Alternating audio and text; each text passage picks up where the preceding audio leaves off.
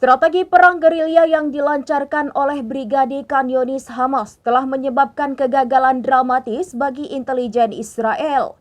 Mengutip KBRI pada 21 Agustus, hal ini diumumkan lewat laporan sumber utama pada 20 Agustus 2025.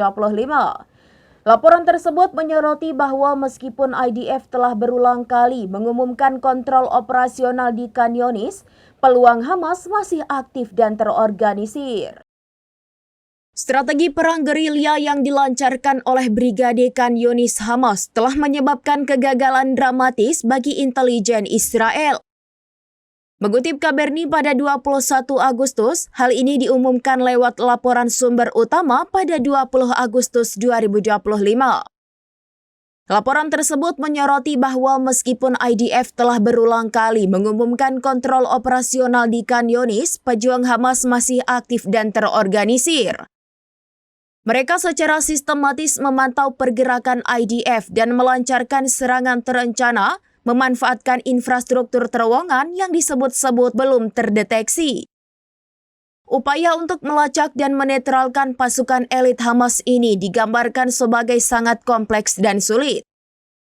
Insiden pada Rabu 20 Agustus pagi menjadi bukti nyata dari tantangan tersebut.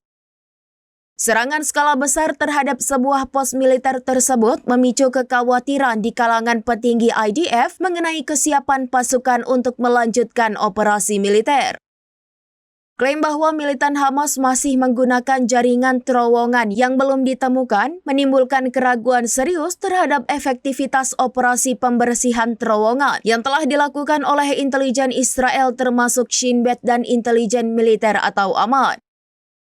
Situasi ini menunjukkan bahwa strategi gerilya Hamas bukan hanya ancaman taktis, tetapi juga mengungkapkan kelemahan mendalam dalam kemampuan intelijen Israel.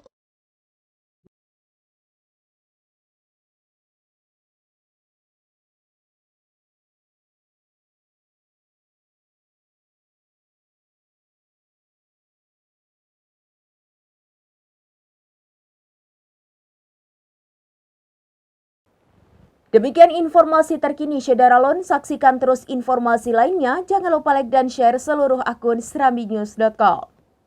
Download Tribun X sekarang, menghadirkan lokal menjadi Indonesia.